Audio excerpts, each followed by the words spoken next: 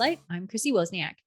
Today, I have the pleasure of speaking with an entrepreneur, trainer, horseman, and inventor. He runs Easy Animal Products, a family owned business with his wife, Karen, and their son, John.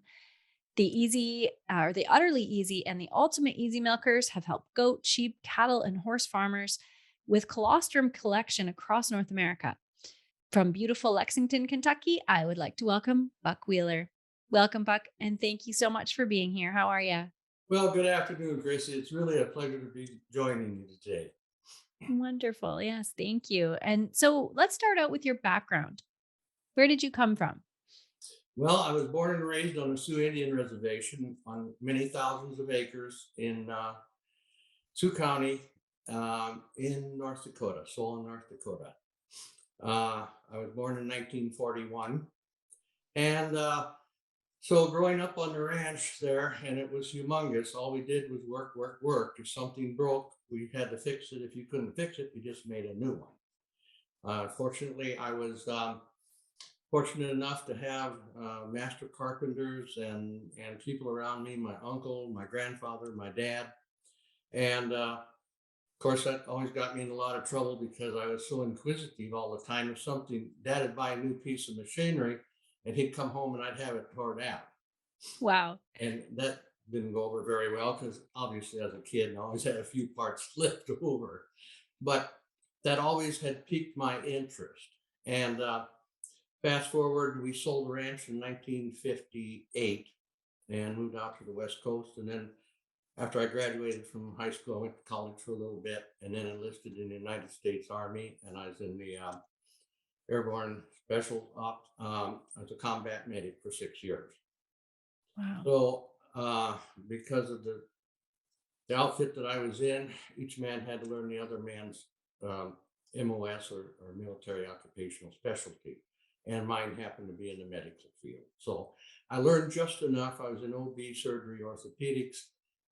So if something happened, we were able to do it as we had to learn each other's skills. I just learned enough to be dangerous. Let's put it that way. And I never got any paper that said I knew anything. So getting out, I went to the I worked for a while as an orthopedic technician in Portland, Oregon, in Good Samaritan Hospital, and then the Call of the Horse called me back, and of course the rest is history. That's So I took out my amazing. first trainer's license in 1996, and here we are today. The basically, and fast forwarding quite a few years, I would always keep an eye on if something wasn't working right in my training profession. I tried to improve it. So I came out with the stabilizer first. I have a couple of uh, patents over here on my office wall, and it's it goes over the head, and we'll probably get into that in another session. But it causes the brain to release endorphins, and the horse just starts mellowing out within a few minutes. Right. It's like a And twitch, right? I'm sorry. It's like a twitch. Yes, it's like a twitch, only it's much better because it hits the three major acupressure points here, here, and here. Wow. And it's also known kind of as like the sleeper hold or the wrestling hold. And it's what we uh, can subdue a person with instantaneously. Wow. So it went from there. Later on in my career as training and everything, of course, I started having horses to got into the breeding operation, and we started pulling milk from our thoroughbred mares. And it was rather dangerous because till I came out with the milker, we were using a 60 cc syringe. We cut the end off where the needle goes on, pull out the plunger, and aspirate it backwards. So that's how we were retrieving the colostrum from those mares. Hmm. And it's maiden mares and a lot of mares. It's very dangerous also because you get your cord kicked off very quickly. Mhm. So uh, that's how the stabilizer came out, and I invented that because it calms them down while I'm doing the other on the other end. And so basically, I just kind of did it for myself, but this thing got legs. The next thing we're on camels, goats, sheep, horses, water buffalo worldwide, Wow. and so it kind of went. It progressed from there. Let's put it that way. Wow. So, um, your milkers, they are for colostrum collection, primarily on these farms. But why is colostrum collection so important in the early hours of a newborn animal's life? Well, colostrum is uh, mother's milk, as we call it. It is no different from the human to the animal, regardless of what they are. Basically, what happens is, in a best case scenario that I can relate to you, it's like if we brought a mare down, and I used to live in Minnesota. So we'd ship a mare down 30 to 45 days before foaling if we were going to foal them in Kentucky. And so while they're there, they're building up the antibodies of any diseases that might be prevalent within that area. So basically, when the animal foals, kids, calves, whatever they're having, um, that baby is born with the antibodies to be able to, you know, get after it right away to any outside antigens that might be, you know, prevalent within the area. So basically, well, like with our thoroughbred foals, as soon as that mare foals, and I've done hundreds and hundreds and hundreds of them over the years, we uh, go ahead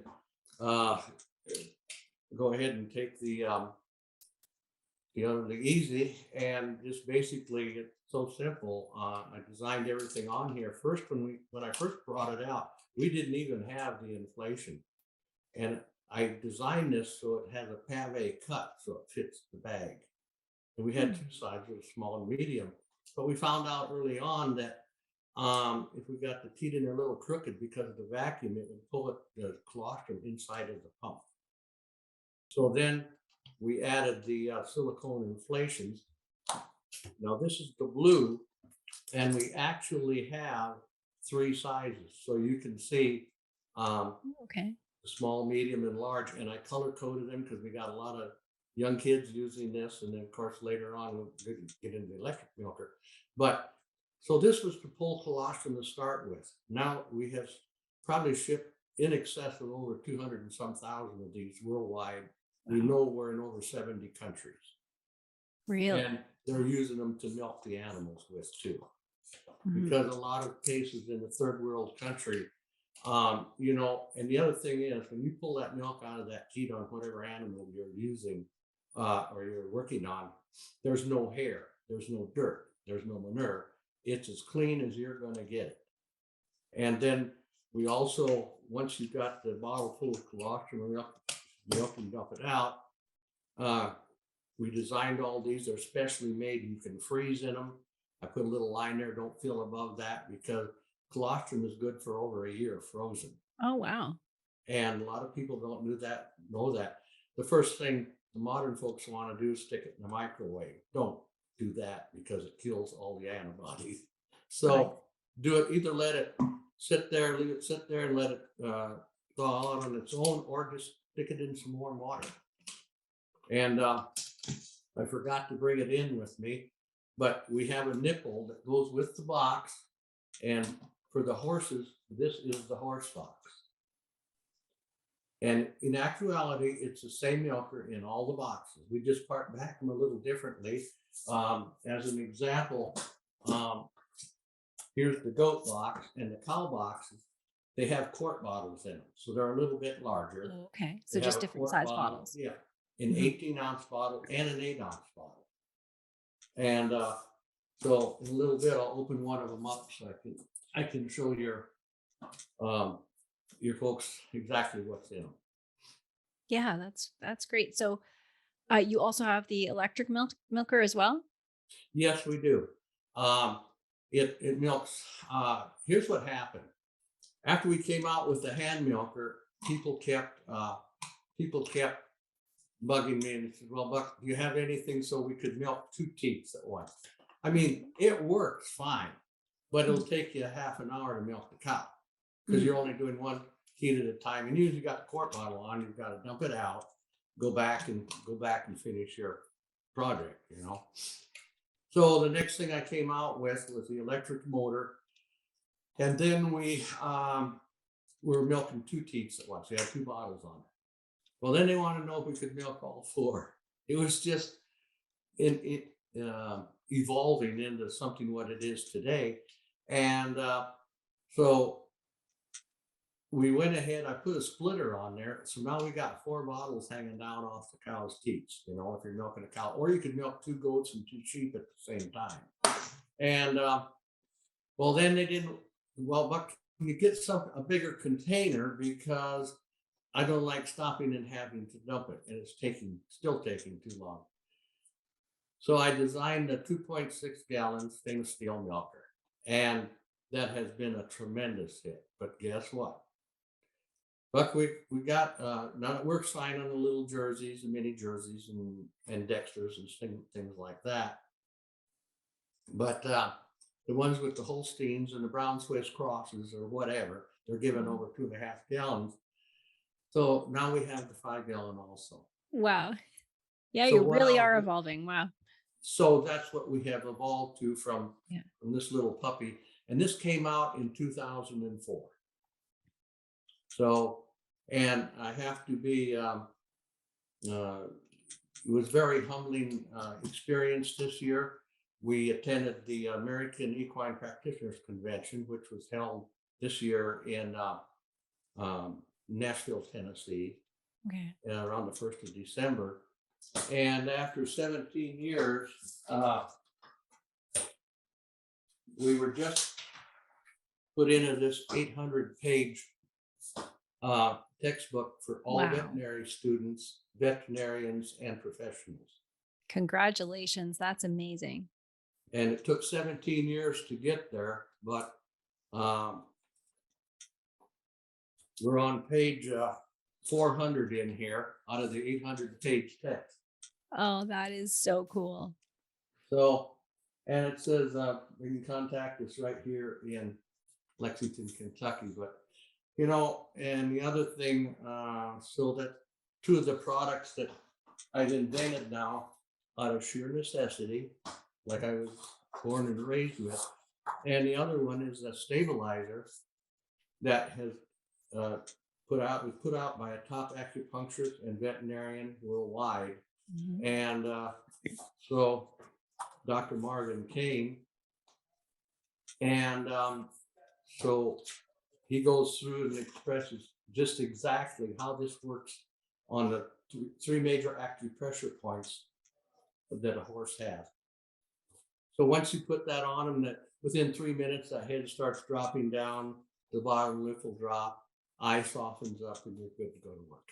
Right. And that's so important with collecting colostrum, because you don't want to be putting sedatives in them, right? As you're milking. Was that kind of the Well, yeah, not only that, but the other thing is too, we're right here in God's gift. Of course, Florida says they're the horse capital of the world, but they have to argue with them because right. we got the greatest farms here ever. And my products are all on all these farms, and they've asked me to come out and instruct their help and everything, you know. Mhm. And I absolutely will not go in there. I tell them up front, I don't care what that mare's worth. I'm not going in there.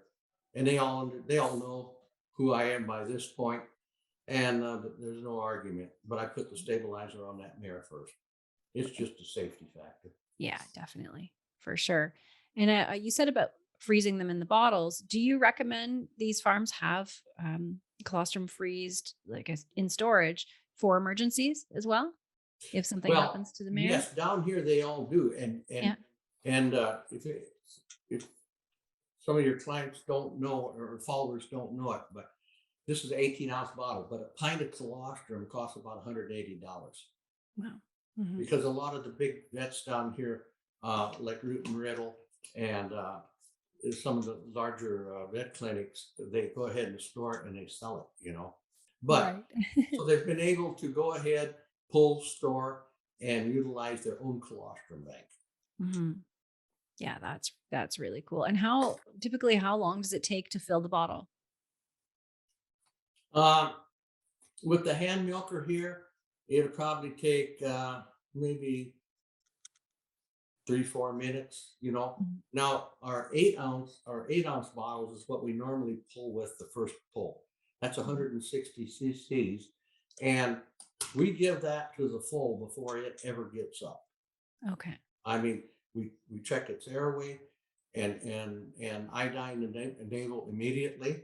Hmm. And and then sometimes, like the mares that I've had 2 or 3 years, they know what this program is before they've even gotten up. They're laying down, and I just put the hand milk down there and go ahead and pull up 8 ounces Oh, wow. and, and get into that baby immediately. So, and then they'll get up. I'll give them another. I'll go pull another amount, maybe 8 or 18 ounces, and get down the foal again. And usually it's always between 2 and 4 o'clock in the morning. Hmm. Then you can just go in and go to bed because everything's cool. Wow. And that's a great idea. I've never heard of doing it that way, not waiting for them to stand up and go find the udder themselves. You just get it done right away. That's pretty cool. Well, we've had so many. I've got endorsement after endorsement, and I'm instructed at 5 of the largest veterinary hospitals in the country here, Wow. from oh, Colorado State to the University of Minnesota, um, several of them. The university Mhm. over here in Lexington, you're out at the sheep unit there, and they did a specific one, and they had a big clinic about how to pull the colostrum and get it into those. But the sooner you get it into those babies, the Mhm. better. Yeah. And one of the biggest disbeliefs, people will tell you, some from old school, oh, don't bother that fool because boy, that mother, she's not gonna, uh, she'll disown it. All this. Furthest thing from the truth. Mm. Furthest thing from the truth. And getting back to your question, there's nothing more infectious than at foaling time or Mm. calving or lambing or whatever. Because think about this: if you just go back and your people that watch your blog and everything, they can relate to this. That little baby gets up, it don't know get them up from sig 'em, and Mhm. it's in there nosing around. Well, all that from the afterbirth and everything is all down and probably manure that mare's been laying down. She hasn't been scrubbed down or anything else. And by the way, we always wash the udders Mhm. and clean them off really well um, before that baby nurses. But it's in there nosing around. I personally lost foals years ago because I was just as naive as everybody else. And what happened, they thought that, you know, they just didn't know why that baby died. Right. Well, natal ill is one of them, but also they have what they call NI, or Neonatal Iso Paralysis. And Hmm. that's where you breed a mare to a stallion and their genetic DNA just does not match. Hmm.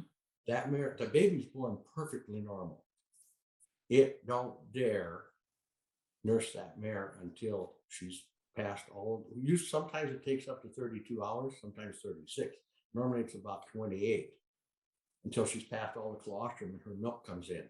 That's why it's so important to have a colostrum bank stored. Right. Yeah. Oh, that's amazing. And how easy is it to use? Like people with arthritis, can they also use it? I'm sorry.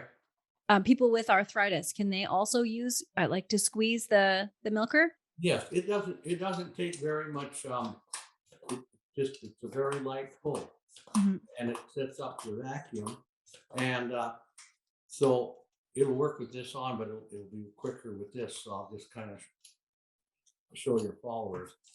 So basically, and this year alone, I added another. I probably have $280,000 just in mold cost. Wow. So we put two little bitty square tubes right here, or square blocks right below this little round thing, and it kept so when the pump clicks in there, it used to be able to tip or oscillate. So if the animal moved or you pulled back a little bit, and that's what releases it. When that comes back, it don't take much, and it releases it. So I'll show your folks that builds up the vacuum, and there it is. I'll tip down on Yeah. it. But so when I get ready to release it, see it's there.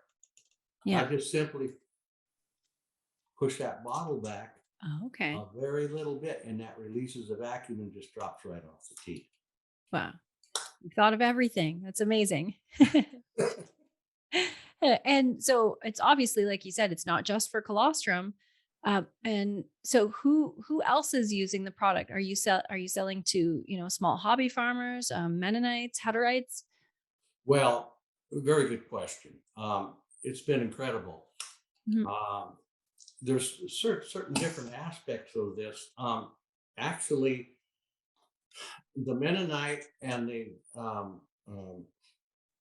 Amish communities have adopted me. Wow. Especially, they started with this and not with our electric milker.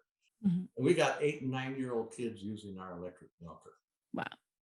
And let me tell you, everything is made here in the USA. Mhm. Our manufacturing is out of Wonderful. our manufacturing building is out of Humboldt, Iowa, and my headquarters is here, and I do a lot of the research and development here in Lexington on it. Mhm.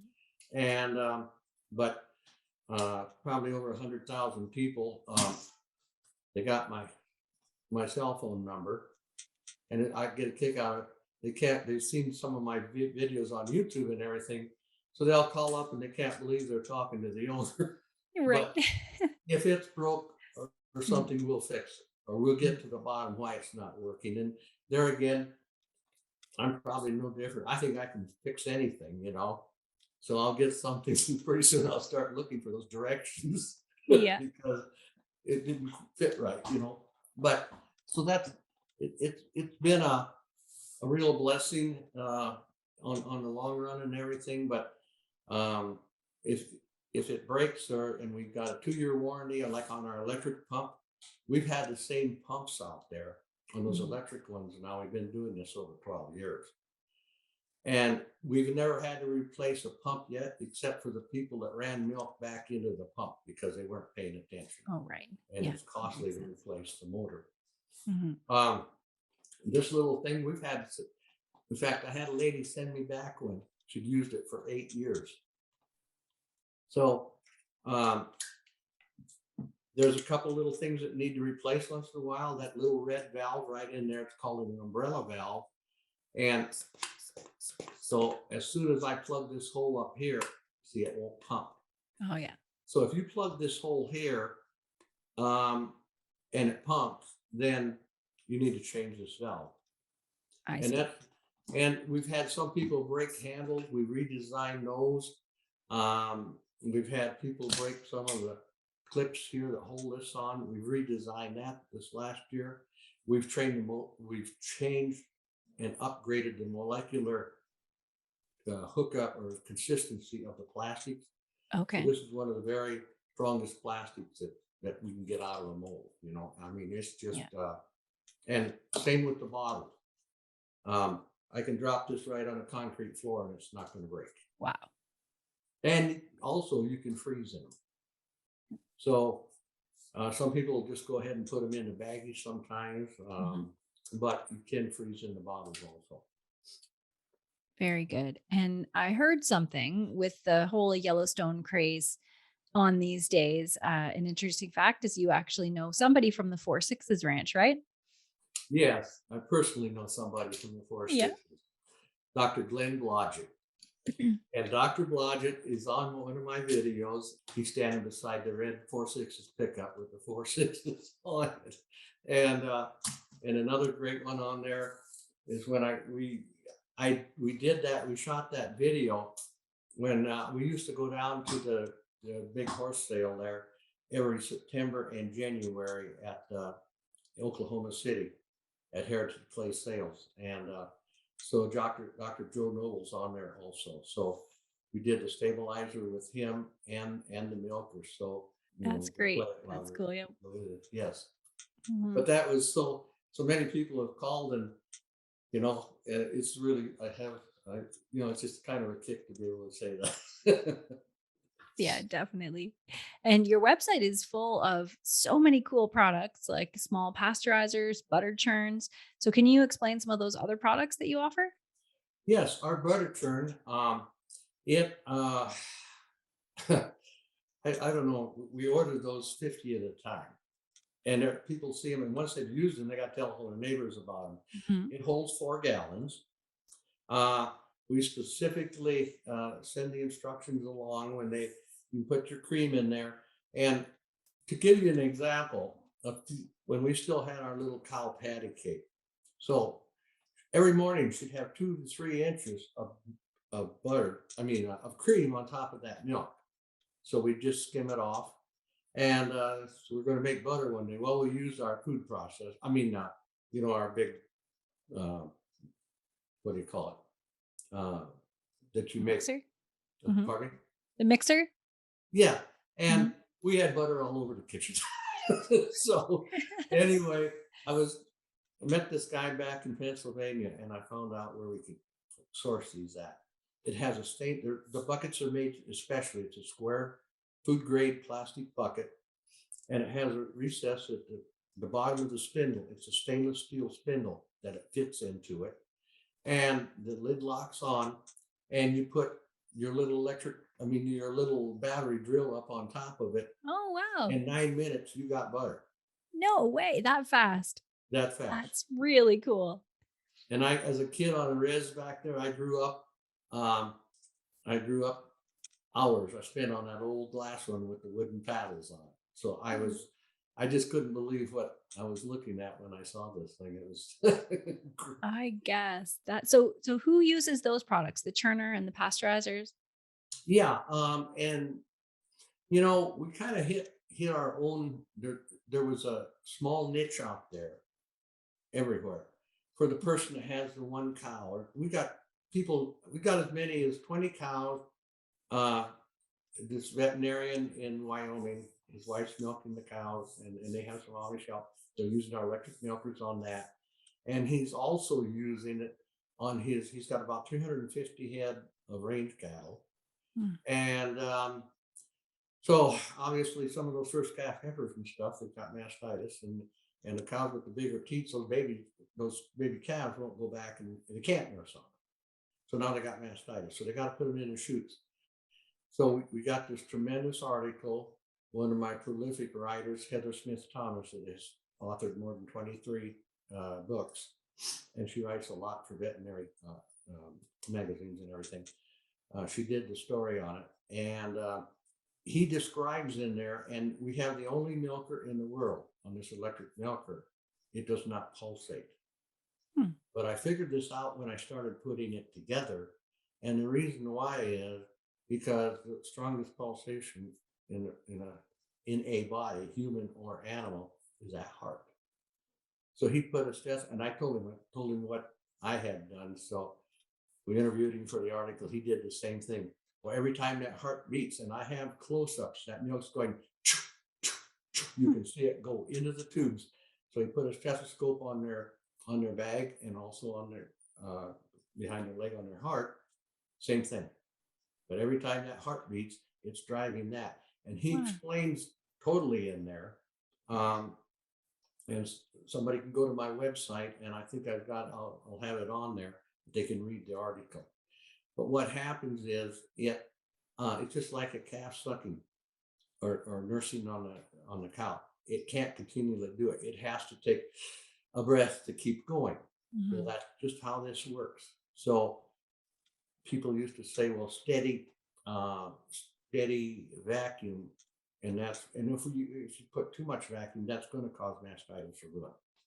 We haven't had one case of that in 12 years. Wow. In fact, this article tells how he's curing the mastitis because this machine's got enough vacuum, it'll suck those clogs and stuff right out of there and get them back to normal. Right. Oh, that's really cool. And so, thinking a little broader now, what are you seeing in agriculture, in the industry, as we come into 2022 in terms of opportunities that producers should be taking advantage of or challenges they should be aware of? What are you seeing? Well, especially with the advent of COVID, Mhm. this has caused tremendous havoc on many, many businesses, livelihoods. It's affected the farming community profusely. And so the area that I mentioned previously, we hit that niche. There were so many people going back to their roots. And then we had the supply problem, They can't, yeah, and still, I can go to one of my local grocery stores, which is Myers here, or even Kroger, and you see a lot of shelves that are just not fully stocked like they've always been. Right. Yeah. And some of them are just completely out of stuff, you know. So people have tried to go back to their roots, and a lot of places now they're okay, so people can have goats in their backyard, you know, and they're Right. picking goats up. So that has probably tripled our business. But Wow. Yeah, for sure. So how can people get a hold of you if they're interested in your products? well, if you go in and Google us, we're going to come up one or two. You can go to www.utterlyeasy.com or info@utterlyeasy.com. And our emails also, my personal one is buckwheeler01@gmail.com. And you can go to Easy Animal Products or easyanimalproducts.com. So they're just, Lots of ways. several ways to get a hold of us. Our 800 number is 287-4791. And might as well add two more thousand to it. My cell phone, my personal phone is 507-213-2126. That's awesome. So, yeah, no excuse. Anybody can get a hold of you for sure. There's lots of ways. Yeah. That's great. And the other thing is too, we back up our products. Uh, if this thing doesn't work for you, Mhm. 30 days, send it back. We're not going to repay the shipping, but Yeah. so we have warranties on everything. A 2-year warranty on our pump. We haven't, other than the fact that the people that ran milk and ruined the motors, that's not covered by any warranty. That's Mhm. just not. Can people order online as well? Yes, Yeah. Okay. they can order direct. Uh, I I think we're one of the few people that have came up with something. We're in a unique situation. Let's put it that way. Our dealers and distributors, if they go on our website, go to foreign distributors, you can see a list, and we've got 3 or 4 we don't even have up there yet. Hmm. And but you can order online. But in the situation, you know, the unique situation that we're in, having invented the product, we manufacture the product, so and we sell the product. So all my dealers and stuff, they all know that we sell online. If they want to sell for a few bucks less or whatever, they can go ahead and do that as long as it's not ridiculous. Right. Yeah. And but we've been here. We started the business in 1995 and incorporated, family-owned corporation, and I Mhm. incorporated in 1998. Right. So it's we're all over the place, but it's just amazing because 2-3 times a week. Well, I didn't even know this thing existed. Mhm. Well, So and in Canada, your distributor is PV Mart, the company that used to be Tractor Supply in Canada. Just for our Canadian listeners, that's where they can pick it up, right? yes, well, Yeah. just this year, uh, I went ahead and we were down doing a clinic at um, not Horse Power Space. Well, the first one that came over here was at the horse park, and my wife and I just went because we didn't have to travel. It was 8 miles from here, so we went over to the horse park, and Equitana USA. Hmm. That's what they call it. It used to be they'd come over from Germany. We did that first one, and that was in a long time ago when they first came over, and it was at Louisville that year. Yeah, or let's see, that was 1996 because that's the first year that our stabilizer was used on one of the first of 2 Kentucky Derby winners. Wow. So I was over there doing the clinic, and so it's been a long, you know, but I can't tell you how many miles we've been demonstrating this thing. I went to horse sales trying to get myself killed loading horses. I'd never seen a horse trailer. But Yeah. we're still here, so that's the great thing about it. That's great. So I have one more question for you. Um, why are you so passionate about the industry, and why do you serve the industry? I think it reverts back to my youth, because we've seen so many changes in the last just couple of years, 2, 3 years alone. Um, I was raised with, you met a lady, you took off your hat, you said, "Good afternoon, ma'am," or whatever the case may be. "Yes, Mhm. sir. No, sir. Thank you. You're welcome." Just little basics like that. And if anybody was in need of any help, you helped them. There was always an empty table at our house if somebody came by, regardless, mom and dad had them in and everything. And and I think part of it is that over this timing, and I just turned 81 January 1st, Mhm. and Happy birthday. so it's you just don't see that so much anymore in small isolated cases. But um, our youth nowadays have just lost so much respect, and you know they all know how to run one of these real well, Mhm. but common sense does not prevail in a lot of Not so cases. common anymore. Yeah, exactly. Mhm. So I think it's just been I felt that need to be able to help people. Yeah. Yeah. There's nothing more honorable than that. Well, that's good. Well, thank you so much for being on the show today. I really appreciate talking to you. It's great learning about your products and about what you offer the world. Well, Chrissy, thank you very much. It's been a total pleasure, and thank you for your time also. Yes, and thanks to all who are watching or listening. If you want to learn more, all of the links will be provided in the show notes. And don't forget to subscribe to North American Egg Spotlight YouTube, Rumble, or Egg Fuse channels. And the podcast is available on Spotify, Apple, Stitcher, Amazon, or wherever you listen to podcasts. And have a great day.